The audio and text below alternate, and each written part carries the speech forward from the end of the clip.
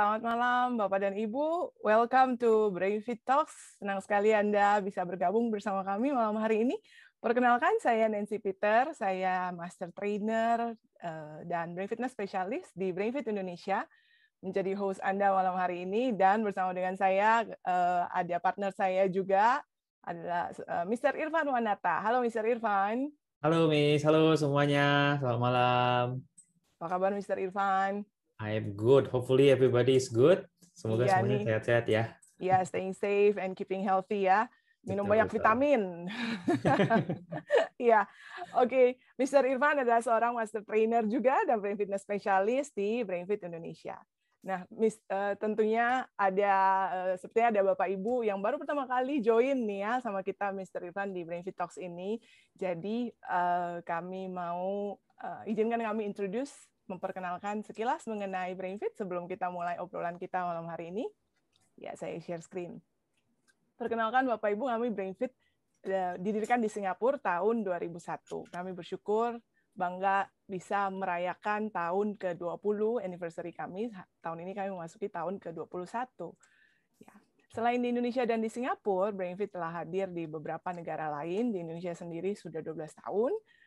Tahun ini kami menjalani tahun yang ke-13. Di Indonesia saat ini ada 4 centers di 4 lokasi, yaitu BrainFit Kelapa Gading, BrainFit Kebun Jeruk, BrainFit Gading Serpong, dan juga ada di Bogor, BrainFit Bogor. BrainFit memberikan program Brain Fitness Training, spesialisasi kami ya, program pelatihan otak. Konsep ini berasal dari salah satu terobosan di ilmu neuroscience, yaitu neuroplasticity. Ditemukan bahwa ternyata otak itu sifatnya seperti otot ya, the brain is like a muscle. Sama seperti otot kita yang bisa diperkuat, dilatih, diperkuat kinerjanya. Begitu juga dengan otak kita, bahwa ternyata bisa diasah, diperkaya koneksinya, ditingkatkan atau dioptimalkan kinerja otaknya di usia berapapun juga. Ya. Saat ini program kami mengcover untuk usia dari 9 bulan dari BrainFit Baby, kemudian BrainFit Junior dari usia 3 sampai 6 tahun, dan BrainFit Scholar untuk 7 sampai 18 tahun.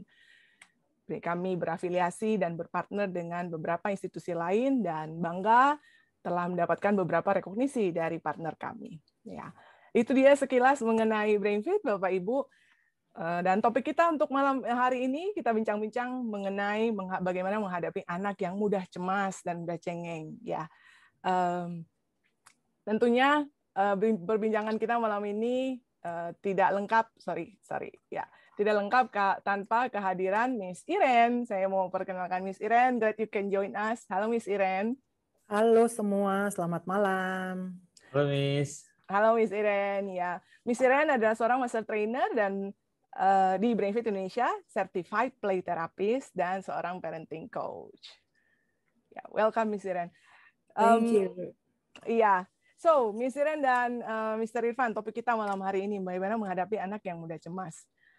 Oh, sebelumnya Bapak Ibu, sorry, saya mau infokan bahwa karena ini adalah talk show, ngobrol aja santai anytime dari perbincangan kita, nanti sesi kita, Bapak Ibu ada pertanyaan, silakan langsung diposting di Q&A ya. Nanti kita ada Q&A section, kita akan sambil kita membaca pertanyaannya Bapak Ibu dan sambil kita bahas juga topiknya. Oke? Baik. Tadi saya mau mengatakan bahwa mengenai feeling cemas, perasaan cemas ya. Tentunya kita semua pernah merasakan cemas. Orang dewasa, anak kecil. Yang mau kita bicarakan malam hari ini tuh tipe anak yang tentunya cemasnya mungkin lebih sering kali ya, Miss and Mister ya. Nah, ciri-cirinya apa sih yang sampai kita bisa bilang, oh anak ini tipenya pencemas, masuk kategori yang bukan cemas yang sekali-sekali, tapi yang termasuk yang mudah cemas atau lebih mudah anxious. Ya, ciri-cirinya apa ya? Itu ya, mungkin dari Miss Iren. Ya, jadi anak atau orang yang mudah cemas itu ciri-cirinya adalah dia sering bertanya what if apa yang terjadi sama saya, gimana kalau nanti terjadi ini. Jadi dia banyak banyak ketakutan dan banyak kekhawatiran. Ya, nah itu menyebabkan biasanya dia nggak berani nyoba sesuatu atau nggak berani melakukan sesuatu, nggak berani ketemu dengan figur tertentu. nggak berani masuk ke dalam situasi baru yang dia nggak bisa prediksi. Banyak banget deh. Dan biasanya tipenya kita sebut dengan dia menjadi tipe gitu ya, tipe pencemas karena nggak beraninya itu sama banyak hal. Jadi bukan cuma satu, bukan cuma satu tertentu, tetapi beberapa. Jadi memang bawaannya khawatir, nggak berani karena terlalu banyak pertanyaan-pertanyaan what if yang muncul di dalam pikiran dia sendiri. Itu. Nah, karena dia gelisah, khawatir, kan dia berekspresi gitu ya, dia berekspresi biasa. Yang kita lihat, kita nggak tahu nih bahwa dia sebenarnya cemas.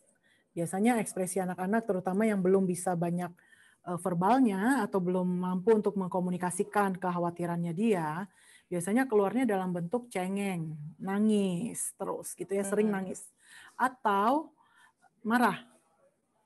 Nah, marah tuh sebenarnya di balik marah bisa jadi loh itu adalah kecemasan. Gitu. Cuman yang satu keluarnya nangis atau cengeng, dikit-dikit cengeng, dikit-dikit nangis, satu lagi keluarnya dalam bentuk marah. Gitu. Beda-beda ya, Miss ya? Beda-beda, ya. Ya.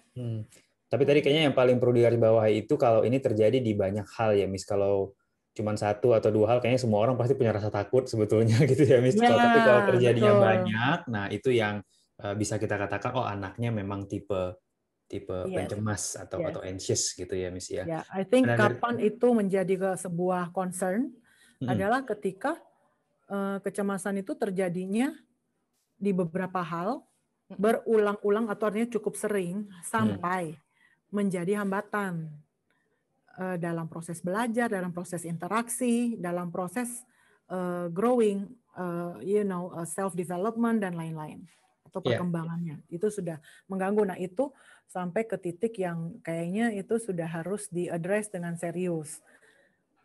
Iya. Nggak cuma tadi misalnya sempat mention anaknya banyak bertanya atau kayak meragukan apa yang akan terjadi gitu ya, Miss. Another thing yang biasanya kita juga sering anak-anak yang udah kelihatan anxious biasanya juga punya perilaku, bisa kelihatan dari gerak tubuhnya ya, Miss. Pembawaannya banyak gerakan yang impulsif kayak misalnya goyang-goyang kaki lah, gulung-gulung baju lah, atau ngerusakin menghapus gigi kuku ya, benar gitu ya. Iya, I think itu juga kembali lagi dari kata Miss Iren, kalau itu sering terjadi ketika di situasinya berbagai macam situasi, dan mungkin itu juga bisa dikategorikan sebagai salah satu ciri-ciri anak yang anxious itu ya, Miss. Ya. Kalau Miss Nancy gimana, Miss? Pernah observe hal lain mungkin dari anak yang anxious? Iya, saya pernah dengar beberapa parents yang mengatakan bahwa anaknya, Miss, parentsnya sih bilangnya gimana tingkatin confidence. Ya, pada saya tanya lebih jauh, karena pada saat misalnya mau menghadapi ulangan besoknya gitu ya, itu toto dia sakit perut, Miss, gitu. Sakit perut, saya nggak tahu itu alasan ataukah memang karena dia cemas ya, Miss. Nah, kenapa? Apa yang bikin dia cemas? Apakah karena dia anaknya nggak confident seperti itu? Jadi kayaknya ada efek. Bisa juga efeknya sampai ke biologis atau fisikal ya. Gitu. Efek psikosomatis. Banget. Jadi semua emosi, apalagi emosi yang bersifat kecemasan gitu ya, kalau tidak dikeluarkan atau diutarakan dengan sehat, anaknya nggak punya kemampuan untuk mengutarakan, maka mungkin dia mengekspresikannya lewat cengeng, menangis, atau dia marah, tantrums gitu ya. Tapi kalau dia tidak lewat cengeng, tidak lewat tantrums, karena dia tahu, dia bisa kontrol, dia tahu bahwa itu behavior yang tidak diterima gitu ya, dia jadi kontrol, dia tahan, tapi karena dia tidak ucapkan atau dia tidak keluarkan, maka efeknya adalah tetap diekspresikan lewat tubuh. Jadi keluarnya lah psikosomatik. Kalau orang dewasa, psikolog akan mengatakan itu psikosomatik. Jadi sakit perut, sakit kepala, segala macam sakit keluarlah gitu dalam bentuk itu. Karena tidak diekspresikan dengan tepat. Ya, and I think ya penting untuk diingat bahwa kalau memang ini terjadi karena anaknya anxious, ini bukan karena pura-pura ya, Miss. Bukan karena dibuat-buat untuk menghindari, enggak, tapi memang karena efek biologisnya memang reaksinya seperti itu jadinya. Iya, gitu ya, Miss. Jadi dia cemasan gitu ya. Iya. Nah, kalau dipikir-pikir ya, Miss, orang-orang kan beda-beda ya. Ada yang tadi kata Miss Iren cuman anxious atau takut sama satu hal atau dua hal. Ada yang takut sama semua hal. Ada yang kayaknya anak-anak itu nggak ada takut-takutnya gitu. So, kalau dipikir-pikir gitu ya, apa ya yang bikin anak-anak itu ada yang sampai anxious-nya itu berlebihan banget gitu? Is it bawaan lahir kah atau pembawaan parentingnya orang tua kah atau ada faktor lain ya Miss yang dari Miss Iren pernah observe? Iya, well dari yang saya pelajari dan juga yang diobserve dari pengalaman, it always selalu dikatakan bahwa cara setiap kita ini, setiap pribadi atau individu untuk menangani atau menghadapi stres atau ketakutan kita itu berbeda-beda, ya berbeda-beda. Seperti tadi ada anak yang keluarnya dalam bentuk cengeng, ada yang keluarnya dalam bentuk marah gitu, terkesan agresif gitu. Padahal sebenarnya feeling atau triggersnya sama, anxiety. Nah, kenapa sih si A bentuk keluarnya dalam bentuk cengeng, si B dalam bentuk marah, begitupun si C enggak mengalami apa-apa, artinya dia tidak sering-sering khawatir, tapi si A dan B kok sering-sering khawatir. Nah itu tuh unknown sebenarnya. So we can say bahwa itu memang karakter atau personality. It's in the gene, memang bawaannya begitu. Right? Nah itu satu, so itu memang bawaan genes dari gennya. Tapi dalam psikologi kami juga belajar bahwa ada juga orang atau anak yang cemasan karena pernah mengalami trauma atau dia pernah mengalami satu kejadian atau ketakutan yang luar biasa at one point ya.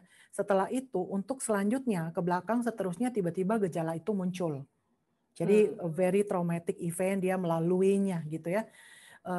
Bisa juga memang dari enggak ada satu kejadian besar yang traumatik, tapi trauma, developmental trauma. Jadi bukan ada satu kejadian besar, tetapi dalam proses pertumbuhannya mungkin waktu dari bayi ke umur 1, umur 2, umur 3 gitu, caregiving-nya nggak konsisten.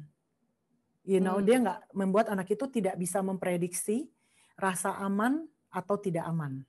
Kayak orang dewasa yang menjaga dia, kadang marah membuat dia ketakutan, kadang baik, kadang marah, kadang baik. Jadi anak ini nggak bisa memprediksi. Nah itu akhirnya di dalam sistemnya dia, di dalam brain sistemnya dia itu menjadi tidak bisa mengenal pola kapan sih aku harus merasa aman, kapan tidak. Karena terlalu banyak surprises yang aku nggak bisa prediksi. Jadi terlalu banyak hal yang tidak bisa dia prediksi, bisa membuat anak itu jadi kecemasan. Gitu. Jadi it can be the gennya, it can be the process environment-nya, apa yang terjadi sama dia. Ya, jadi trauma bisa terjadi, tidak ada kejadian besar yang bagaimana, tetapi berjalan, berkontinus. Sehariannya aja gitu, apa yang terjadi sehari-harinya atau gitu kondisi. ya. Ya, tapi bisa juga karena trauma besar atau ada satu kejadian besar yang akhirnya menjadi turning point yang tadinya dia nggak apa-apa, terus tiba-tiba karena kejadian tersebut selanjutnya dia jadi orang atau anak yang sering khawatiran gitu.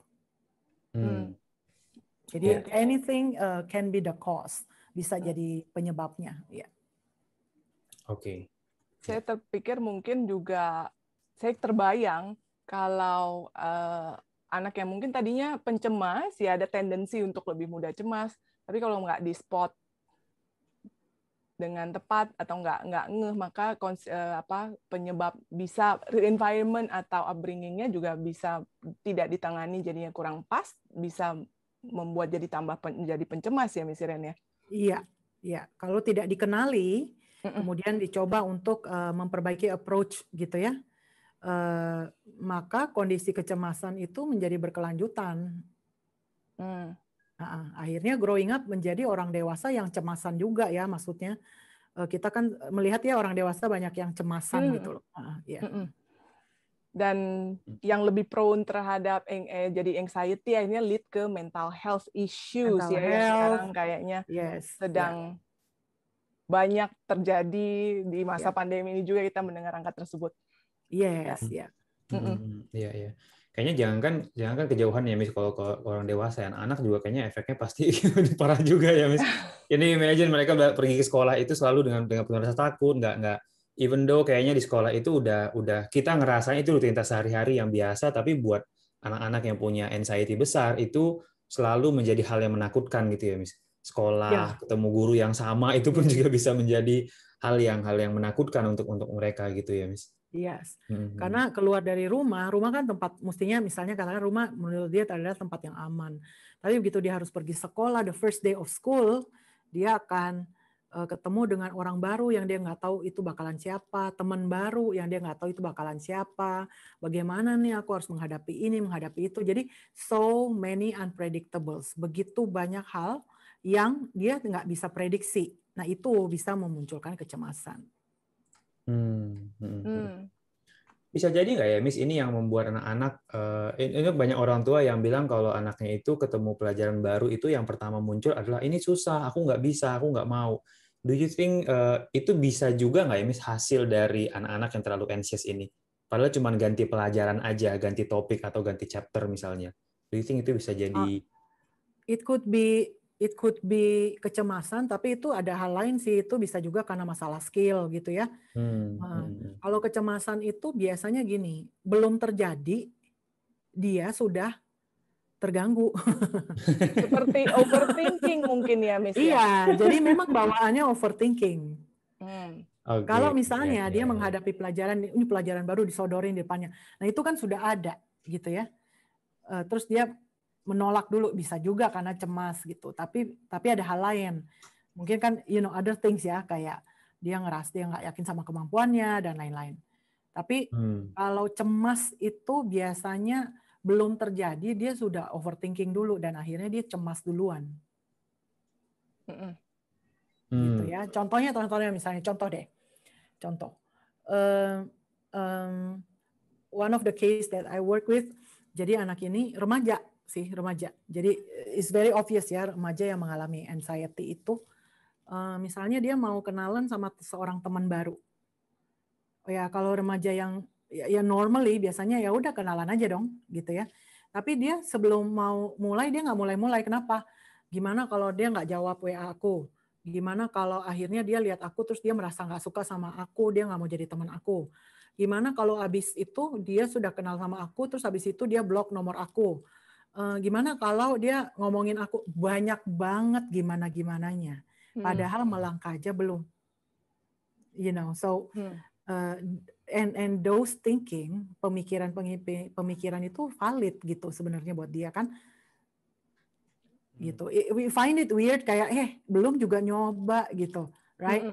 Tapi buat dia itu real. Nah, udah gitu karena biasa gimana akhirnya menjadi compulsive thinking ya, kompulsif. Besok topik yang dia bahas itu lagi, besok itu lagi. Kenapa? Karena dia belum melangkah dan nggak berani melangkah, tapi dia stuck dengan kekhawatiran itu. Jadi the other word is stuck gitu ya, stuck with that worries gitu. Dan tidak bisa move on. Tidak bisa move on ya. Belum siap move on. Jadi mengkhawatirkan juga ya, jadi nggak punya teman baru aja gitu. Selalu kepikirannya what if, selalu kepikirannya ada gimana kalau ini, gimana kalau itu gitu ya, Miss. Saya bisa kebayang hidup, maksudnya kalau overthinking seperti itu, it can't be, efeknya pasti kalau itu long term ya, dan anaknya tidak di-equip dengan skill untuk bisa manage this anxiety, kecemasan ini. Efeknya itu bisa dampaknya ke aspek psikologis, salah satunya saya kebayang ya, Miss ya. Ya, aspek psikologis, mental ya. Prestasi pasti terganggu. Iya, dan sosial tadi seperti contoh yang Miss Iren share mengenai anak remaja tersebut, jadinya efeknya juga bisa ke social life-nya mereka ya. Iya. Jadi contoh yang lain nih, misalnya waktu kapan ya itu seorang anak ini dia tuh baca berita somewhere di manalah di rumah siapa itu ada di lingkungan dia tuh ada perampokan gitu ya, ada rumah yang dirampok lah gitu. Terus dia tahu gitu ya, mungkin dia dengar orang bercerita, orang tuanya bercerita dalam rumah dan lain-lain. Nah, bagi some kids itu ya berita gitu, selama orang tuanya kayak tenang-tenang aja dia juga tenang. Nah, cuman karena anak ini punya kecenderungan anxiety gitu, mudah cemas, akhirnya cerita itu menjadi stuck di dalam pikiran dia. Jadi dia menjadi sangat khawatir. Gimana kalau ya rumah orang itu masuknya ke rumah aku? Gimana kalau orang itu masuk bawa ini, bawa itu? Gimana kalau ini, gimana kalau jadi berkembang. Gitu, padahal hal itu kan belum tentu terjadi. Cuman ya itu, ada sedikit aja yang dia ketahui, satu buah pikiran itu bisa berkembang jadi panjang banget, akhirnya memunculkan kecemasan yang luar biasa. Iya. Padahal itu nggak tahu kejadiannya di mana juga gitu. Iya, benar. Ya bisa kebayang sih Miss, itu kasihan anaknya dan kasihan orang tuanya juga mungkin yang ngurusin ya karena sakit takutnya. Iya, orang tuanya juga kan bingung gimana ngasih taunya gitu kan, gimana stopin pikiran dia gitu. Ya. By the way, ini untuk para orang tua yang udah submit pertanyaan, udah banyak loh Miss pertanyaannya. Mungkin tadi ada beberapa. Saya udah lihat Mr. Iwan kayaknya udah lagi scanning pertanyaan itu. Iya. Ada beberapa yang sepertinya sudah terjawab ya sambil tadi kita ngobrol, jadi saya langsung tik sudah terjawab. Untuk yang belum, nanti akan ada waktunya kita bahas beberapa pertanyaan yang topiknya mungkin yang pertanyaan lebih spesifik gitu, nanti kita akan bahas juga. Jadi untuk orang tua yang lain yang masih punya pertanyaan, ketik aja semua pertanyaannya, mohon dipastikan pertanyaannya relevan dengan topik kita malam hari ini. Yang belum relevan mungkin nanti kita pinggirkan dulu untuk kita bahas di sesi yang topik yang berbeda mungkin ya. Gitu, silakan Miss Yanti. Iya, tadi Miss Iren mention bahwa efeknya bisa ke psychological, kemudian bisa juga di impact-nya jadi ke social life gitu. Dan juga ke kesehatan ya. Oh iya, kan? kebayang itu banget sakit ya. perut, sakit kepala, sakit segala macam lah gitu. Iya. Dan saya kebayang pastinya juga jadi bisa efek ke learning skill atau academic development ya. Iya. Gitu. Can you share more, Miss? Talk more. Bagaimana, apa hubungannya dengan kemampuan fokus atau kemampuan belajar pada saat ada kecemasan yang berlebihan? Kalau dilihat dari sisi neuroscience. Saya izin share screen supaya gampang menjelaskan. Iya. Sedikit ya, sebentar.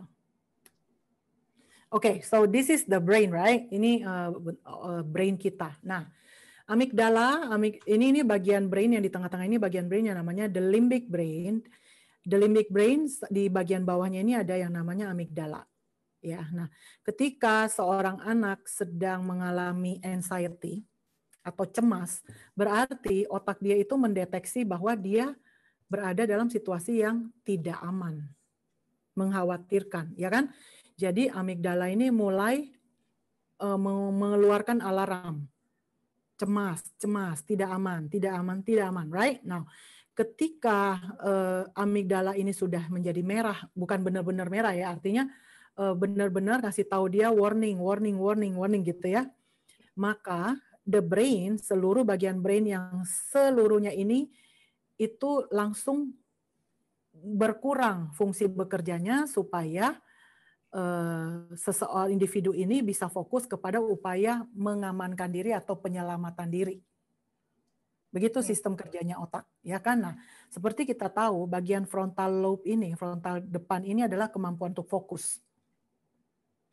Walaupun misalnya seorang anak dites, IQ bagus, kemampuan fokus nggak ada masalah, semua skill belajar oke. Kita kan punya alat tes ya di BrainFit, salah satunya kemampuan belajarnya dicek, semuanya bagus, visual, auditory, jadi bagian brain visual oke, auditory oke, fokus oke. Tapi kenapa ya dia itu kalau lagi ulangan kok nilainya nggak maksimum, malah cenderung jelek. Padahal kalau malam ditanyain, dicek, dites baik, oke. Itu apa yang terjadi? Nah, mungkin waktu ulangan muncul anxiety, muncul cemas, sehingga akses ke memori, akses ke fokus, dan lain-lainnya menjadi berkurang. Karena otak kita ini, ketika dipanggil, diingatkan oleh amigdala, woi bahaya gitu ya, kita udah nggak bisa mikir apa-apa. Walaupun kita cerdas banget, tapi kita langsung jadi sistem kita tuh langsung berupaya untuk menetralkan dan menyelamatkan diri. That's how the brain works. Jadi kalau kita sebut dengan anxiety cuma takut sesaat, begitu juga yang terjadi pada otak kita. Tapi kalau cemas itu berkelanjutan, hari ini cemas, besok cemas, lusa cemas, setiap hari ada aja yang dicemasin. maka kondisi ini bisa menyebabkan terhambatnya perkembangan kognitif atau prestasi, gitu ya, oke? Ya. So, sedikit lagi penjelasan. Ini ada sebuah teori by Dr. Stephen Porges, namanya polyvagal theory. Jadi Stephen Porges mengatakan bahwa bagi area hijau ini adalah pada saat state atau emosi atau state mental seseorang itu dalam kondisi tenang atau merasa aman. Maka dia bisa melakukan social engagement. Dia bisa tenang, dia bisa bergaul, dia bisa belajar, curious, dia bisa compassion sama orang lain, dan lain-lain. Oke?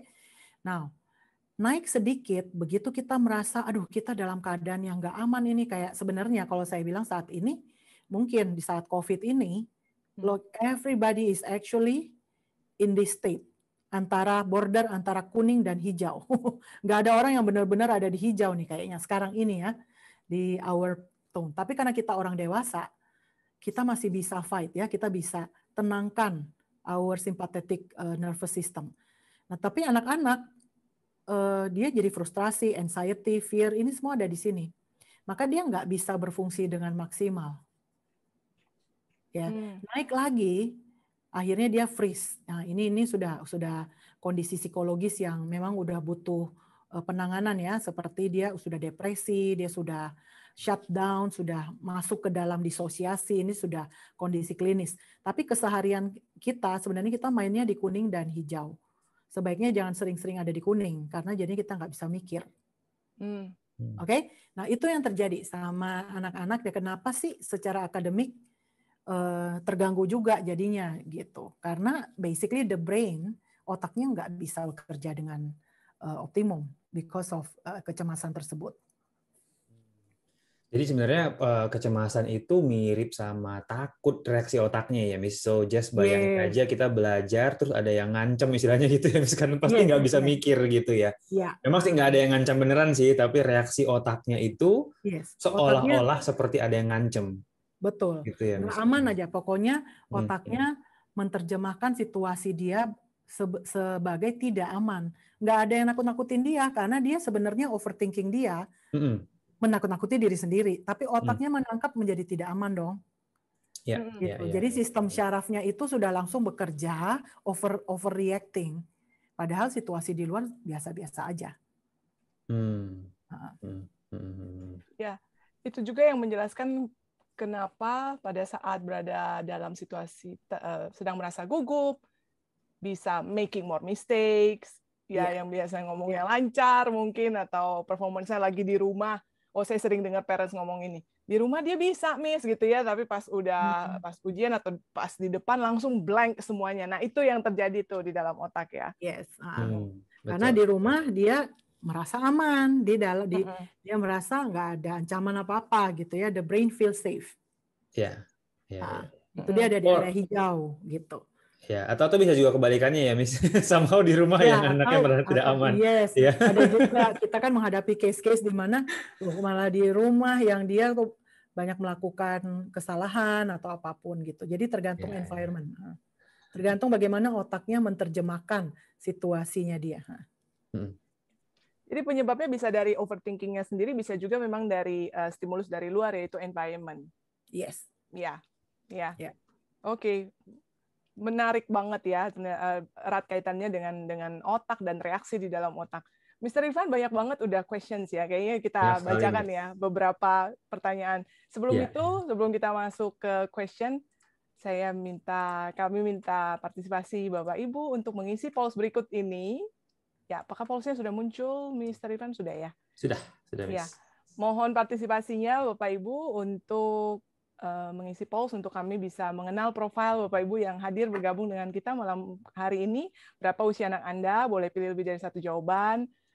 Lalu apakah ini kali pertama Anda hadir atau kedua kali atau lebih dari 3 kali, dan apakah profesi Anda? Silakan sambil menunggu polls-nya selesai diisi, silakan Mr. Irfan Q&A. Oke, ini ada pertanyaan menarik banget dari Bu Mika. Pertanyaannya ada beberapa tahap pertanyaannya, tapi ada satu bagian pertanyaan yang menurut saya menarik banget. Anaknya Bu Mika usianya 17 tahun, jadi I think udah teenager ya, hampir 17 tahun, so udah teenager, dan dari kecil katanya lurus banget, dia anak baik-baik ya. Ya. Apakah anak-anak yang nggak ada bandel-bandelnya itu juga petanda anak yang pecemas, Miss? Apakah karena saking cemasnya jadi mereka nggak bisa berbuat salah, atau ada faktor lain di sini? Itu dulu mungkin, Miss. Ada pertanyaan lanjutannya nanti. Oke. Nggak tentu. Kan memang mungkin dia memang tipe compliance, memang karakter dia. Not necessarily cemas. Kita hanya bisa menyebut, oh ini tipe pencemas kalau kita memang melihat perilaku-perilaku yang memang menunjukkan bahwa dia pencemas.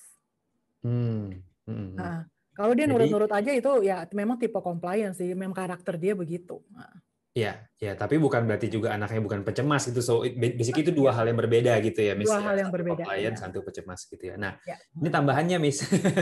Dan kayaknya ini banyak nih sama orang tua yang lain juga. Saya lihat tadi ada beberapa pertanyaan yang mirip dengan pertanyaan Bu Mika. Lanjutannya adalah dengan sekarang situasi anak-anak kan lagi sekolah online ya, Miss. Banyak anak-anak yang udah mulai khawatir nanti harus kembali ke sekolah, ketemu teman baru gitu ya.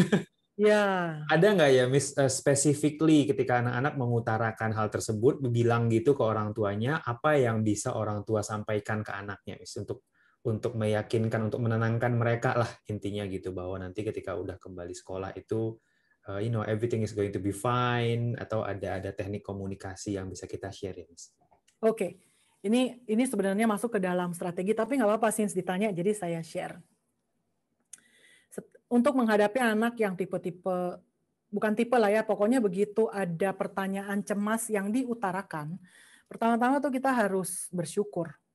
Karena anak itu berani mengutarakan. Seperti tadi saya bilang bahwa yang namanya kekhawatiran dan kecemasan harus bisa diutarakan dengan sehat. Kalau tidak, keluarnya dalam bentuk-bentuk yang lain, bukan? Jadi kalau anaknya sudah mengutarakan, aduh aku nggak mau, aku khawatir nanti gimana dan lain-lain, itu berarti sudah diutarakan dengan sehat dong. So first of all, number one, if parents mendengar anak-anak mengutarakan seperti itu, please jangan deny. Jangan bilang deny itu denial kayak nggak mengakui perasaannya. Atau parents bilang, gitu aja ditakutin gitu ya. Itu kan denying. Dismissing juga ya, Miss ya? Dismissing juga, dismissing, nggak dianggap gitulah istilahnya. Kemudian nggak sah lah perasaan kamu tuh, nggak masuk di akal banget sih, ngapain gitu aja takut gitu ya. Itu adalah komen-komen yang tidak membantu. Ya, terus ada juga yang aku takut enggak gitu. Nanti terjadi gini, enggak bakal gitu misalnya. Nah itu juga tidak menolong gitu ya. So, apa yang bisa dilakukan adalah admit. Jadi terima. Oh iya, memang kalau masuk itu nanti ada segala-galanya tuh baru. Teman-teman juga kan jadi jelasin dengan logic dan reasoning. Jadi first of all, terima feelings-nya, diakui. Kita harus mengucapkan, oh ya kamu takut ya. Kalau mami, kalau ibu, atau kalau bunda ngalamin kayak kamu, bunda juga pasti bingung, artinya pasti nanti teman-teman kayak apa ya, nanti hal baru kayak apa ya, pasti deh bingung. Jadi kita akui, perasaannya dulu diakui. Kemudian setelah itu masuk penjelasan logic reasoning. Logically adalah pasti yang ngalamin kayak kamu, teman-teman kamu juga sama, karena mereka juga nggak bisa memprediksi. Kan 17 tahun ya, jadi kita sudah bisa menggunakan kata prediksi. Memprediksi situasinya bakalan apa ya. Tapi yang mami atau bunda juga tahu, sekolah dan guru-guru itu tuh juga sudah mengantisipasi situasi dan mereka sudah bekerja, sudah mengatur sedemikian rupa supaya situasi baru tuh senyaman mungkin. Jadi ya udah kita jalanin aja ya satu hari kalau ada apa-apa nanti kamu mulai menenangkan. Nanti kamu cerita aja. Pokoknya mama akan terus temenin kan gitu. Jadi menenangkan. So ada step-step, memang step berbicaranya harus seperti itu. First, the feeling. Second, logic reasoning. Yang ketiga, actionnya. Kemudian yang keempat, menenangkannya. Maksudnya, I'll be here. Aku akan di sini gitu. Ya. Jadi logiknya dulu justru baru nenanginnya ya, Miss. Kebanyakan Yes. orang tua bawaannya langsung mau nenangin, tapi lupa Nah, dikasih kalau logiknya gitu. yes, langsung enggak kok, nggak apa-apa, tapi nggak ada logic reasoning yang Iya, dijelaskan. iya, iya. Itu benar-benar That's nggak a good nolong, point. gitu ya. Ya. The brain, otaknya dia kan yang rasa takut ya. Mm-mm. Jadi yang bisa menenangkan emosi dia adalah otak dia sendiri. Mm-mm. Karena otak dia bagian depan frontal lobes-nya tadi itu lagi nggak berfungsi dengan baik, kita perlu pinjamkan logic reasoning-nya. Supaya logic reasoning dia bisa menenangkan limbiknya dia. Ya. Right? Logic reasoning yang kita pinjamkan, dia bisa menenangkan diri sendiri. Ya, betul. Okay, Dan so sebenarnya that's how it harapannya nanti ketika ada situasi sama yang muncul, mereka bisa mengulangi logic reasoning itu ya, misalnya kepada diri Yeah, mereka sendiri gitu kan ya. betul. Ya. Betul, Jadi betul. in fact sebenarnya teori apa sih strategi yang mau kita ajarkan ke mereka adalah berusaha menenangkan diri sendiri dengan mengaktifkan logic and reasoning. Ketakutan saya ini sah atau enggak? Coba saya cari data, coba saya cari bukti, coba saya cek informasi yang mendukung gitu kan. Nah, dengan dia tahu yang realnya, maka ketakutan dia itu menjadi lebih bisa dijinakkan gitu. Lebih bisa di logic dan reasoning daripada nggak ada alasan penjelasan apapun itu menjadi membabi buta kemana-mana pemikiran dia. Ya, Miss. Nah, ini ada pertanyaan lanjutan mungkin ya, Miss. Miss mau nambahin kah? Silakan, Miss. Iya, ada yang saya mau tambahkan. Saya dengar tadi Miss Iren bilang langkah pertama, mau ingatkan parents juga sebelum ke logic reasoning, yang paling penting banget yang pertama tadi saya dengar adalah acknowledge the feelings. Ya, dan itu ada research-nya ya, Miss ya. Dan Mister, begitu kita acknowledge the feeling, names the feelings, dibicarakan, katanya intensitas perasaan tersebut, dan terutama untuk perasaan-perasaan yang uncomfortable, ya, yang tidak menyenangkan, bisa reduce, bisa up to 50% intensitasnya. Jadi kalau sudah acknowledge the feelings, akui perasaannya, tidak didinai, maka logiknya masuknya kayaknya lebih bisa berpikir ya. Ya benar, Miss. Thank you for highlighting that up. Nah, ini yang ada pertanyaan lanjutan, Miss, yang I think juga cukup menarik dari Bu Sabia. Ada sih beberapa pertanyaan yang lain, tapi yang saya bacakan pertanyaan Bu Sabia ya yang berkaitan. Tadi misalnya mention bahwa tadi Miss Nancy juga udah ngulangin bahwa step pertamanya itu adalah acknowledging dulu perasaan anaknya. Nah, kemudian apa yang terjadi ketika anaknya sendiri nggak mau cerita gitu, Miss, atau nggak mau terbuka, sehingga orang tua tuh nggak tahu apa yang mereka rasakan atau kenapanya gitu. Ada strategi khusus lagi nggak, Miss, untuk bantu orang tua mungkin ajak anak supaya lebih terbuka gitu ya, ngajak mereka untuk mau bilang apa yang mereka rasakan. Gimana?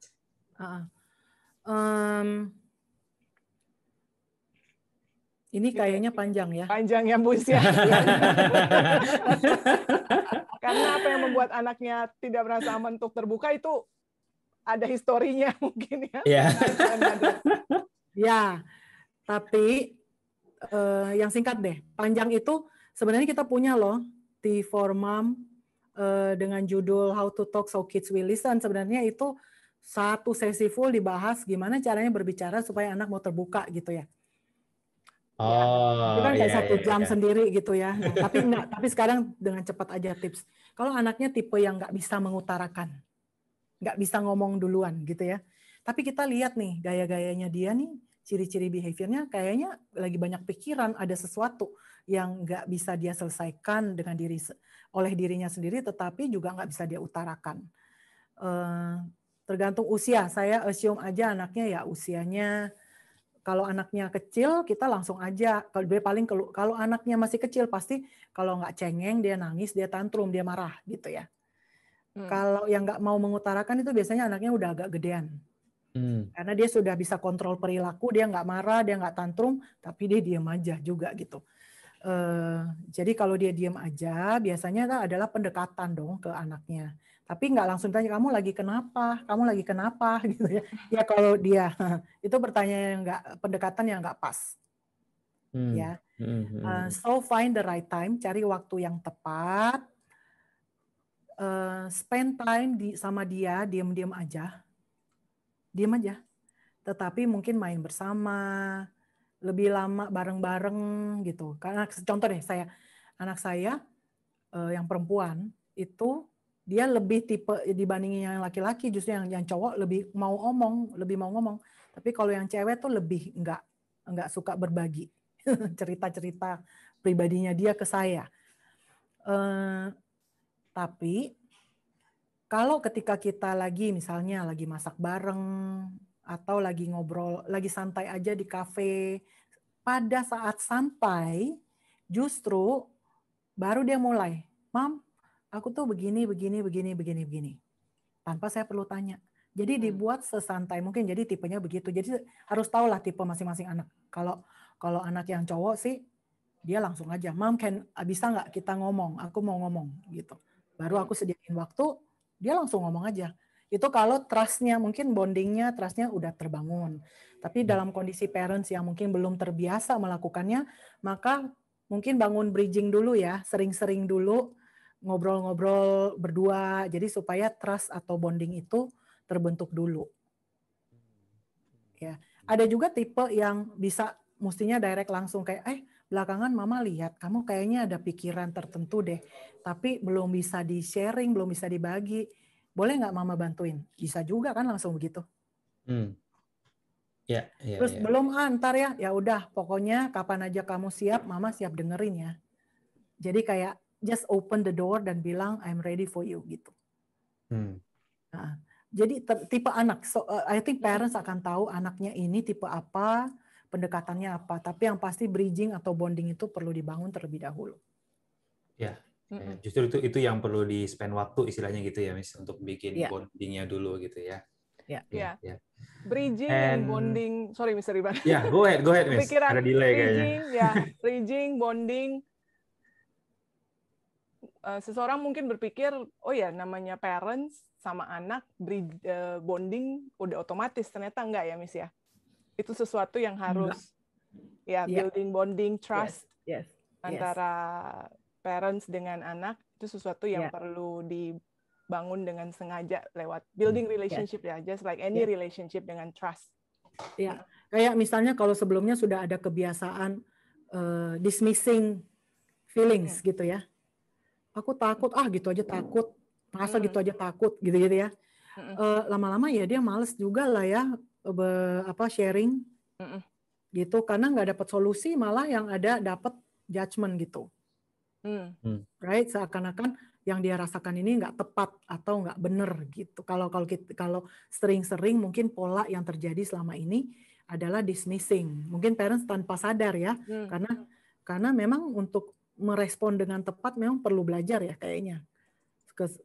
Kita juga brought up dewasa, saya juga nggak secara otomatis tahu cara untuk merespon yang tepat karena belajar aja nih jadi tahu gitu kan. Hadir ke T4Mom kita ya Miss Irene ya. Jadi ada topik watch out for our topic, how to talk so kids will listen. Ya itu dibahas 1 jam tersendiri. Betul, tapi mungkin baru ada di Agustus ya kayaknya. Agustus baru ada judul itu. Ikuti Instagram kami Bapak Ibu untuk topik mendatang. Iya. Dan ini ada banyak pertanyaan orang tua juga yang tadi sepertinya sudah terjawab ya, Ibu dan Bapak tadi mungkin yang hadirnya agak belakangan gitu. Rekaman sesi ini kita akan upload ke YouTube, jadi orang tua bisa cek actually di YouTube ada Brainfeed Indonesia, di search aja. Di situ ada banyak episode-episode Brainfeed Talk yang sudah kita upload, termasuk nantinya sesi malam hari ini. Jadi tadi ada orang tua yang bertanya apakah kita bagikan materinya. Kita tidak bagikan materi apa-apa karena ini talk show basically, tapi bisa nonton lagi berulang-ulang kali di YouTube dalam beberapa hari ke depan gitu ya. And untuk orang tua yang tadi pertanyaannya sudah terjawab, nanti juga bisa cek lagi videonya, mungkin bisa ketemu lagi jawabannya. Gitu ya. Silakan Miss Nancy. Iya, Mr. Irfan, ini sudah selesai pollingnya. Terima kasih partisipasinya Bapak Ibu. Saya share resultnya sebentar. Ya, baik, informasi ini sangat berharga buat kami, membantu kami untuk terus memilih topik-topik yang tepat sesuai dengan profil Bapak Ibu. Ya, terima kasih. Oke, tadi kita sudah berbicara banyak mengenai reaksi yang di dalam otak. Tadi Miss Irene bilang overthinking, kemudian overthinkingnya juga yang membuat dia seorang anak yang tipenya pencemas bisa membuat jadi cemas gitu ya. Dan untuk kemudian apa yang parents bisa lakukan, yaitu untuk memberikan logic reasoning. Saya melihat ada kaitannya juga dengan kemampuan anak tersebut untuk mendengarkan apa yang disampaikan oleh orang tua, kemudian logika reasoning skill-nya juga mesti mesti kuat jadinya ya, Miss, untuk kemudian membantu dia menenangkan lagi gitu. Nah, can you share more, Ibu lagi, Miss, bagaimana itu bekerja di dalam otak dan apakah ada yang bisa dilakukan untuk meningkatkan kemampuan logic reasoning anak? Oh, ya. Jadi kalau anaknya masih kecil ya, contoh nih, saya kasih contoh lagi. Dulu anak saya, tapi ini spesifik, dia itu spesifik takut sama hal tertentu. Dia habis dengar berita tentang bom. Ini years ago ya, waktu dia masih kecil. Dia habis dengar berita tentang bom. Itu heboh banget kan. Terus jadi kita juga nggak bisa nyimpen, jangan sampai dia tahu, karena waktu itu dia sudah sekitar umur 7-8 tahun. Sedikit lah dia jadi tahu gitu. Kemudian setelah itu, sejak itu kita pernah bawa, pas kita lagi jalan-jalan ke Singapura, terus di Singapura itu ada, di MRT itu ada TV yang memberikan informasi bahwa jika Anda melihat plastik yang ditinggal oleh seseorang, itu jangan dibuka. It could be bomb. Jadi segera panggil petugas untuk diperiksa. Jadi dia nonton informasi tersebut dan tiba-tiba rasa takut bomnya itu muncul. Sejak itu dia takut tuh ke MRT, dia takut, dia nggak mau naik MRT. Lihat ada plastik atau tas orang ditinggal, dia ketakutan setengah mati. Jadi kita serba salah. Berapa kali ke Singapura, ketakutan itu masih ada. Sampai-sampai kita nggak bisa naik MRT. Jadi either kita jalan kaki atau kita naik taksi. Saking dia itu nggak mau turun ke MRT station. Oh my gosh. Terus it was pretty bad kayaknya berarti ya, Miss ya. It was quite serious. Tapi gini, akhirnya what we do adalah kita browse. Jadi kita cari informasi mengenai berapa besar sih kemungkinan itu terjadi. How Singapore itu adalah negara yang sangat aman. Ayo kita buka historinya Singapura. Pernah nggak sih kejadian seperti ini? Ayo kita buka nih tentang, kita buka jadinya pengetahuan-pengetahuan itu. Supaya dia bisa berpikir how many chances possibility itu bisa terjadi. Kemudian lihat dong sekitar-sekitar kamu, orang pada takut nggak? Gitu kan? Kalau orang lain ada takut, hati-hati, banyak polisi, oh itu berarti kita nggak aman. Tapi kalau everything is safe, berarti kita lihat tandanya itu tuh aman berarti. Jadi kita udah masuk dari ilmu pengetahuan, dari data, dari baca gitulah, social cues dan lain-lain. Terus pelan-pelan akhirnya dia bisa overcome, gitu ya. Nah, jadi tadi logic and reasoning.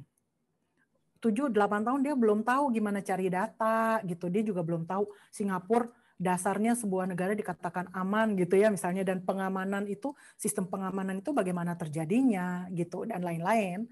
Dia nggak punya pengetahuan itu, right? Usia segitu juga nggak bisa. Nah, tapi ketika kita menjelaskan, kalau dia sudah develop kemampuan logic reasoning yang cukup baik, dia bisa menerima penjelasan itu dengan baik. Apalagi kalau kita paparkan dengan data.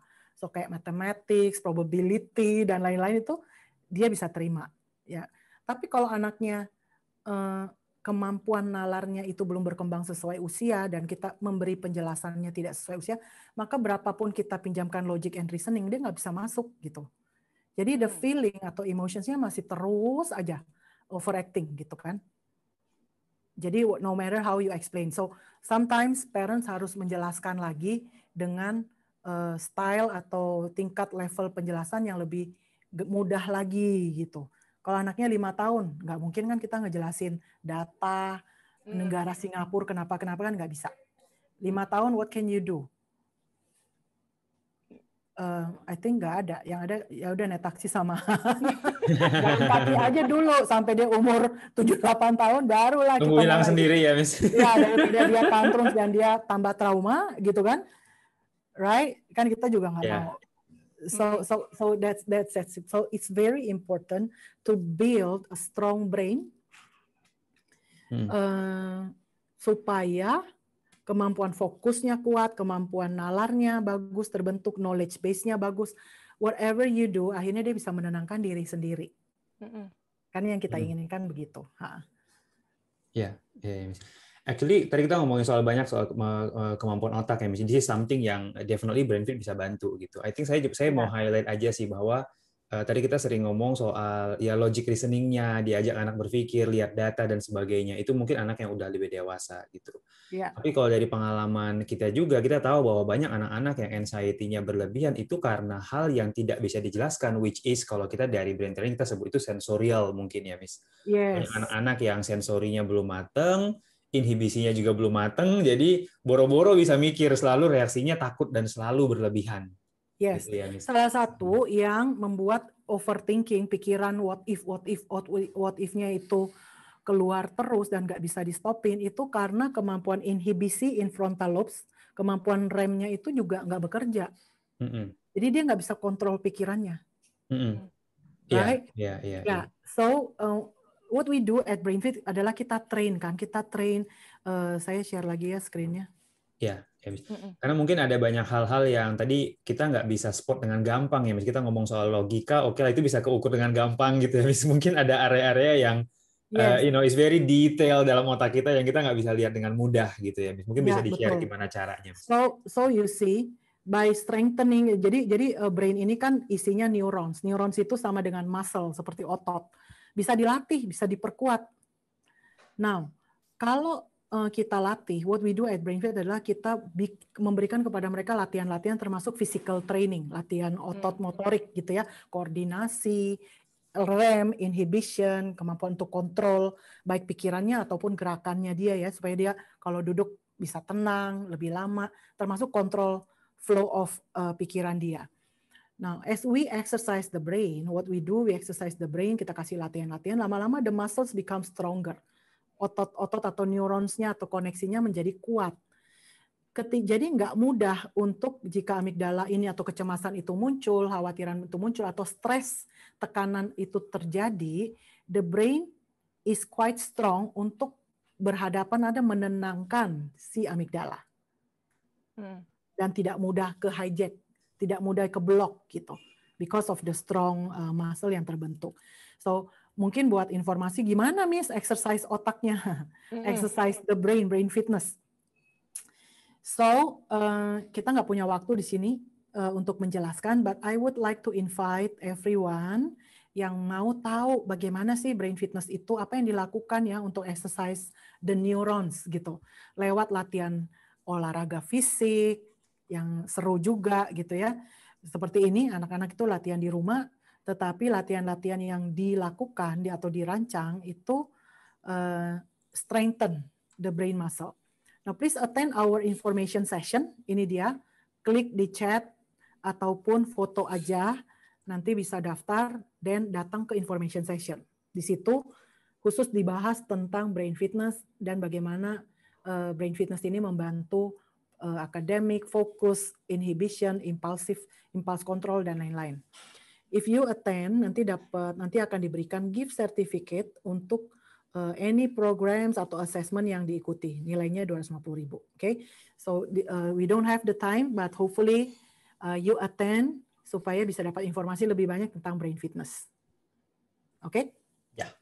Oke. Thank you, Miss, untuk orang tua yang mau belajar lebih jauh gitu mengenai otak anaknya. Termasuk bagaimana cara bantu inhibisi dan regulasi anxiety-nya. Anxiety-nya, iya. Iya. Thank you for that, Miss Iren. Itu dari sisi memperkuat cognitive skills. Ada strategi lain yang bisa dibagikan lagi nggak, Miss Iren?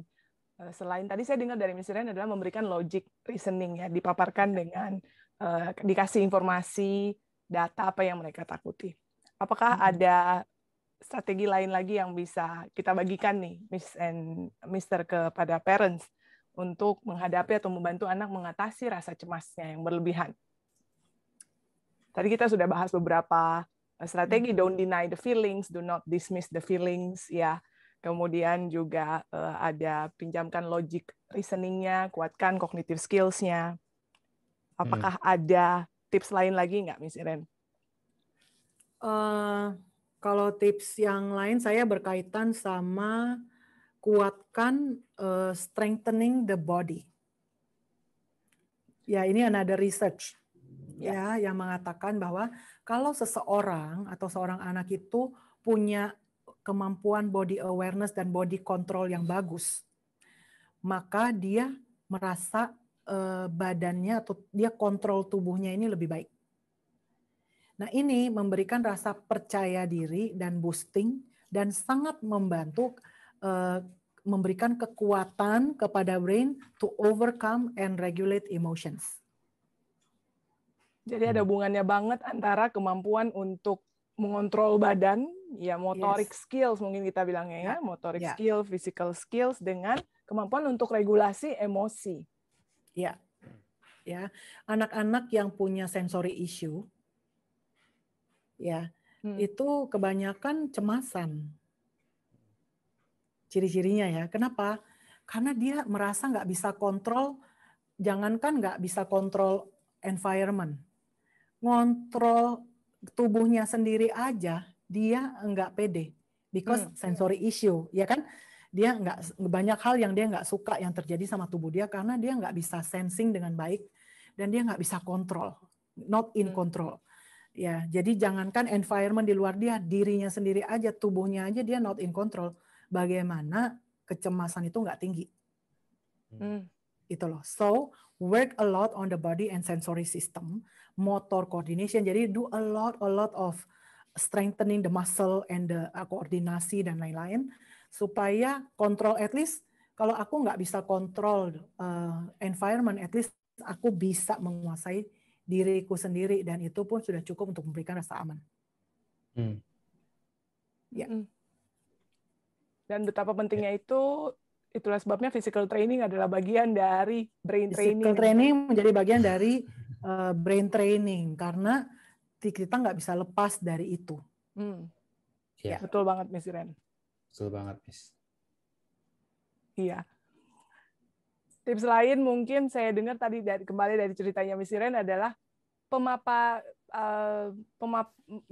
berjaga-jaga dengan berita apa yang di expose ya atau terekspos. Mesti screening mungkin ya apa yang mereka baca, apa yang mereka tonton ya. Kalau memang terlihat seperti anaknya kecenderungannya mudah cemas. Yes, benar. Thanks for bringing that up. Karena ya itu tadi saya belajar bahwa misalnya kayak anak saya yang sempat ngalamin ketakutan itu, saya tuh sangat nyesel waktu itu. Kenapa ya dia sampai perlu tahu soal bom dan memang susah banget ngejelasin soal bom dan tidak aman ini ke usia segitu gitu kan. Tapi akhirnya ya dengan segala cara lah gitu diupayakan. Jadi usahakan untuk menjaga banget sumber informasi. Untuk tidak sampai kepada, apalagi yang menimbulkan rasa kekhawatiran, sesuatu yang belum saatnya atau usianya dia nalar, tapi kita membiarkan mereka terpapar pada berita-berita yang yang tidak sepantasnya untuk usia dia. Karena dia belum bisa kontrol, dia belum bisa paham kan, belum bisa nalar. Jadi itu, so really control akses mereka ke informasi online. Itu yang kita khawatirkan sebenarnya, salah satunya kenapa pakai gadgets dan memberi keleluasan akses kepada anak-anak membuat mereka jadi punya kemungkinan terpapar sama informasi yang seharusnya belum usianya mereka untuk menalar. Itu bisa menimbulkan banyak kecemasan. Ya. So other than tapi kalau udah keburu dapat informasi yang bikin cemas, harus diterusin informasinya, bahas sampai logikanya, jadi kebalik gitu ya, Miss ya. Jadi jangan digantung. Jadi jangan nanggung. Mungkin ini sekarang warning nih buat Bapak dan Ibu yang di rumah. Kayaknya COVID dengan kasus paparan COVID, dengan segala resikonya, itu pasti menjadi bahasan di dalam rumah sekarang. Ya mau kemana lagi orang kita dalam rumah? Gitu ya. Tapi if you have young kids, banyak anak-anak kecil di rumah, usahakan maksudnya kontrol atau cobalah jangan terlalu banyak dibahas, terutama apalagi dibahas dengan ketakutan yang tinggi atau kekhawatiran kita menjadi ditularkan gitu loh ke mereka karena mereka bisa nangkep, anak-anak tuh bisa nangkep emosi dan kekhawatiran kita. Ya, so kita nggak mau mentransferkan itu. So be very careful. Bahkan menurut saya sekarang very wise, nggak usah ikut-ikutin itu deh ya, maksudnya jalanin protokol yang aman, karena kita pun memaparkan otak kita terhadap informasi yang dimana kita juga nggak bisa kontrol. So Betul, we are betul, actually letting our amygdala itu on terus. Mm-mm. Dan di dalam tubuh kita ini sebenarnya alarmnya bunyi terus gitu. Begitu pilek sedikit, hacung, aduh mati deh, matang deh ini. Saya terpapar nggak ya? Ya, Iya kan? Kenapa? Karena we let information itu mengontrol kita. Padahal kita juga nggak bisa kontrol situasi. ya, ya, benar Right? banget. Ya. Responnya parents juga dan kadang-kadang komentar kita sendiri, kecemasan kita juga, kita perlu Ya, kita perlu aware hati-hati. Manage gitu reaksinya ya. kita juga ya, Miss. Ya. Yes, Ini baru banget nih, saya juga punya pengalaman seperti itu, Miss, soal reaksi di depan anak gitu. Kebetulan anak saya sekarang usianya 5 tahun. Dulu bundanya kalau lagi masak dan jatuhin barang-barang selalu reaksinya ya kesel gitu ngeliatin marahnya. And at some point kita ngerasa anaknya juga akhirnya sama seperti itu. Dia takut banget jatuhin barang-barang gitu. And akhirnya kita ganti. Saya ajak kita ngobrol, saya dan istri saya ngobrol, ganti reaksinya. Sekarang disengajain piringnya jatuh, jangan yang pecah gitu ya, piringnya jatuh, tapi dia sengajain nunjukin reaksi yang totally kebalikannya. Jatuh tapi diketawain, itu diberesin gitu. And itu benar-benar berubah banget, Miss. And few months, butuh waktu berapa lama, waktu itu memang berapa bulan gitu, tapi akhirnya ya sekarang anak saya kelihatan banget jadi nggak lagi takut ngejatuhin barang-barang. Ya kalau jatuh ya udah diambil lagi, dirapiin lagi gitu, no big deal gitu kan ya. So yes, thank you for bringing that up. Ya benar. Nah, since you bring up, kayak misalnya anaknya misalnya kena kena silet dikit gitu tangannya, right? Ada luka. Biasa ibunya bisa kayak, hah ini kenapa gitu kan. Nah itu dia juga padahal nggak kenapa-napa, dia juga jadi aduh gimana nih, takut gitu ya. Nah why? Because of the reaction. Iya benar banget. Right. Tapi kita juga nggak bisa nggak apa-apa, jangan begitu juga, itu beneran sakit dan itu beneran luka. Jadi seperti saya bilang, be real, kayak oh iya kena ya, sakit nggak, oh iya ini mesti dikasih obat ya, kasih obat. Right, dicek nggak apa-apa. Jadi dia tahu oh caranya merawat diri tuh kayak gini. Memang sakit, tapi nggak apa-apa. Jadi diakui. Setelah itu logic reasoningnya apa? Diobatin. Dengan tanpa kita sadar kita sudah memberikan model atau contoh. Ini caranya kita merawat diri sendiri. And it's okay, it's fine. Everything is manageable. It can be predicted, it can be controlled. Gitu. Iya. Even though sebenarnya mungkin orang tuanya takut lihat darahnya ya, Miss, tapi nggak boleh, harus tahan reaksi ya, jangan sampai. Acting please gitu. Acting please, habis itu mungkin baru kan, aduh aku takut banget. Gitu. Tapi depannya dia act cool. Iya, benar. Itu penting sekali, Miss. Iya benar. Iya, karena betapa anak-anak, terutama anak usia muda yang masih kecil usianya, yang logic reasoningnya belum berkembang matang, mereka itu benar-benar mengcopy ya responnya dari lingkungannya. The brain learns by copying. Iya, thank you for sharing that story, Mr. Irfan. Betapa. Iya, saya jadi ingat ya sama. Powerful banget, Miss. Iya, copying. Iya. Mungkin satu share, Mr. Irfan dari background-nya behavior terapis. Tadi Mr. Irfan share mengenai sensori bagaimana respon dari sensori, stimulasi itu bisa juga membuat anak cemas. Mungkin ada strategi lagi nggak, Mr. Irfan, yang bisa dibagikan untuk anak yang mungkin ada sensorial issue dari pengalamannya Mr. Irfan? Iya, mungkin saya bisa bagi dari segi dari behaviornya anak-anak mungkin ya, dari perilakunya mereka gitu. Kan dulu train behavior therapist, jadi sempat belajar juga caranya gitu. I think ini relevan juga untuk tadi beberapa orang tua yang this is not a quick fix for sure. Maksudnya dalam jangka waktu yang panjang, tadi yang kita bahas itu jauh lebih ideal menurut saya gitu, ningkatin kemampuan otaknya dan mengubah cara orang tuanya bereaksi dan ngomong dan sebagainya gitu. Tapi in the short run-nya untuk orang tua yang mungkin sekarang anaknya takut banget sama pelajaran tertentu. Tapi pelajaran itu harus dilakuin gitu kan, nggak ada waktu untuk dalam jangka waktu yang panjang gitu. One thing yang saya bisa sharing, teknik yang disebutnya pairing namanya. Teknik pairing ini adalah di mana kalau anak-anak melakukan sesuatu yang mereka takuti, mereka bisa lakukan itu berbarengan dengan sesuatu yang mereka suka. Again, it is not very ideal, tapi pada waktu itu bisa sangat membantu. Contohnya misalnya anaknya takut ke toilet deh, contohnya gitu. Mungkin ada tadi saya sempat baca ada orang tua yang anaknya takut ke toilet misalnya. Entah apapun itu, takut hantu atau apapun itu tadi katanya. Dan mungkin gitu setiap kali mereka ke toilet mereka boleh bawa mainan kesukaannya. Atau boleh, I know that mainan harusnya nggak masuk ke toilet, memang benar gitu, tapi for this specific case nggak apa-apa, boleh dibawa mainannya, contohnya. And then nanti mungkin ada pelajaran yang anak-anak nggak suka, nggak apa-apa, mereka waktu lagi belajar itu di sebelahnya mungkin boleh ada choco chips gitu, setiap berapa menit sekali boleh makan satu istilahnya.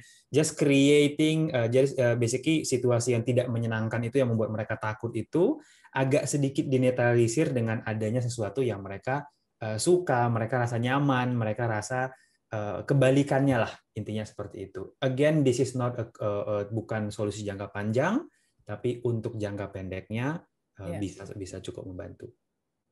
Yeah, I think there is an explanation from the brain tentang itu. Jadi dia punya rasa takut ke toilet, tetapi ketika dibolehin untuk bawa sesuatu, nah sesuatu itu sebenarnya yang dia suka itu sebenarnya in the brain itu memberikan efek tenang, right? Sehingga amigdalanya dia itu lebih sedikit terkontrol lah gitu. Ketakutan over amigdalanya sedikit terkontrol, tapi memang lebih bagus kalau kemampuan menenangkan diri datangnya dari otak dia sendiri, yaitu frontal lobes, kemampuan kekuatan brainnya yang menenangkan diri, bukan external thing, bukan hal-hal eksternal kayak mainan atau makanan gitu ya. Tapi in the short term untuk ngelatihnya oke. In the long term please latih dan perkuat kemampuan brain supaya brainnya yang bisa overcoming. Betul banget, Miss. In the long term, tetap kemampuan otaknya yang akan lebih beneficial. Dan anaknya juga bisa jadi mandiri kan, nggak perlu ngandalin benda lain. Nggak perlu ngandalin hal-hal eksternal, ya. Betul sekali. Just in the short run-nya aja. Dan bisa punya skill emotional regulasi sendiri, logic reasoning sendiri, bisa a lot of what ifs, bisa tenangin, oke, ganti pemikiran saya ya, itu nanti kalau udah ke depannya untuk jadi orang dewasa yang good self awareness, bisa aware sama rasa cemasnya dan bisa mengganti. Changing thoughts can change emotions, ya, merubah cara pikir bisa merubah perasaan kita. Oke. Baik, Mr. Irfan sudah 8.42 ya, kayaknya kita waktunya untuk kita close ya obrolan kita malam hari ini. Sebelum kita close, Mr. Irfan boleh share nggak topik kita yang mendatang? Yes. Ya, thank you Miss Ayu posting lagi informasi mengenai info session kami ya. Betul Miss. Nah, untuk minggu depan kita akan sesinya minggu depan adalah T4 Mom. Jadi ini sesi yang dibawakan oleh Miss Iren. Minggu depan, Selasa depan maksudnya, jam yang sama topiknya adalah mengatasi anak yang terlalu santai dalam belajar. Nah, ini juga kayaknya topik favorit orang tua nih. Ya, saya langsung ingat beberapa orang tua yang santai banget Miss gitu ya, nggak ada santai banget, nggak peduli gitu ya. Iya, kemudian Selasa depannya lagi di jam yang sama juga kita akan kembali dengan Brain Fit Talk. Jadi talk show lagi gitu ya, dan topiknya adalah mengembangkan anak yang kurang inisiatif. Ya, jadi ya I think ini juga salah satunya yang masih berkaitan ya, anak yang terlalu santai dengan yang kurang inisiatif gitu. Dan untuk orang tua yang tadi sempat dengar topik-topik yang menarik yang mau diikutin, follow aja Instagramnya BrainFit ya @BrainFit Indonesia. Nanti kalau ada topik-topik lain yang mungkin orang tua tertarik akan dapat informasi dari situ dan bisa daftar gitu ya. Seperti itu. Oke, saya stop sharing ya, Miss. Oke. Oke. So I think kita tutup dulu kali ya, Miss. How about sebelum kita tutup kita saling sharing dulu kali ya satu highlight gitu untuk orang tua yang bisa digunakan oleh orang tua sebagai solusi di rumah ya. Let's start dari Miss Nancy dulu mungkin. Kalau dari saya tadi sudah saya sampaikan juga dan saya sudah praktekkan, dan beberapa parents saya berikan strategi ini juga sudah mempraktikkan ini efektif banget, yaitu selalu ingat untuk acknowledge the feeling. While efektif, tapi bukan naturalnya kebanyakan kita. Orang tua biasanya mau langsung ke tenangin, jadi lupa acknowledge feelings-nya. So, acknowledge feelings-nya dulu selalu. Name the feelings, bahwa oh ya, kamu rasa takut ya, it's very normal to feel that, gitu ya. So, acknowledge the feelings sih, dari strategi acknowledging feeling-nya ya, Miss. Yang tadi kita udah bahas ya, acknowledging the feelings. Yes, thank you Miss Nancy. How about Miss Iren? Kalau saya perkuat bridging dan bonding. Karena aku rasa kalau bridge and bondingnya itu jalan, mereka akan mau terbuka, dan begitu mereka mau terbuka, dan atau at least kalau kita pun yang mulai duluan, mereka juga terbuka. Mau mereka mulai duluan, kita bisa ngobrol juga. Nah, selama dia merasa dia selalu punya a place to go to, selalu ada orang yang mau mendengarkan, maka kecemasan itu hilang, karena dia itu a place to go to atau figur yang mereka merasa aman, selalu hadir di situ, itu sudah mengurangi kecemasan. Sudah mengurangi kecemasan, karena artinya dia selalu merasa aman sebenarnya. Ya, bondingnya ya, Miss. Ya. Kalau saya, I would go back to tadi, Miss, pentingnya nguatin kontrol di otak, yaitu dari motorik training. Gitu. Itu banyak sekali dari actually pengalaman saya pribadi juga seperti itu. Dari kecil memang bawaannya anxiety, sampai sekarang juga masih gitu. I think turning point-nya buat saya adalah ketika semakin banyak olahraga, itu sangat membantu banget. At the time saya nggak tahu itu efeknya seperti itu. Now that kita udah belajar mengenai otak, dan bener banget sih, olahraga itu sangat membantu. And banyak juga orang tua yang sudah coba program brain training. Ada anaknya yang pinter banget, logikanya jago banget, tapi anxiety-nya selalu nggak bisa dikendalikan. And satu-satunya yang kita lakukan adalah, yang paling penting yang kita lakukan ketika anaknya coba brain training adalah perbanyak physical training dan sensori motoriknya. Itu luar biasa banget efeknya untuk seorang anak. Jadi dalam tanda kutip tiba-tiba bisa mengendalikan emosinya, dan kalau emosinya sudah mulai menurun, baru kita bisa ajak berpikir logika. Itu menurut saya sesuatu yang I cannot stress this enough gitu. Itu penting sekali gitu. So I would really highlight pentingnya sensori motorik, olahraga, dan ngajarin otak untuk mengendalikan tubuhnya dulu, baru mengendalikan pikirannya. Setuju banget, Mr. Ivan. Yes. I cannot agree more. Betul. Strong brain, strong emotions, betul. Regulation skill. Betul banget, Miss. Iya. Oke. I think sudah hampir jam 9, Miss. We should get rest juga, and parents juga mungkin should get rest juga. Semoga informasi yang kita bagikan malam hari ini berguna gitu. Ada beberapa yang bisa diimplementasikan. Untuk orang tua yang tadi merasa informasinya kelewatan, boleh langsung kunjungin aja YouTube dan cari BrainFit Indonesia. Ada banyak video dari BrainFit Talk sebelumnya yang kita publish di situ, termasuk sesi hari ini juga. Dalam beberapa hari ke depan kita akan publish di situ. Tadi untuk orang tua yang penasaran, pengen tahu gimana sih program pelatihan otak bisa membantu anak-anak meningkatkan daya kontrolnya dan termasuk gitu mengendalikan anxiety-nya, langsung aja join di info session. Itu sesinya gratis, orang tua bisa join, belajar dulu, dan kalau tertarik dengan programnya bisa cobain juga gitu ya.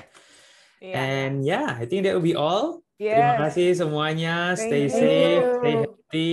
See you on our next session. Selamat malam. Bapak Ibu.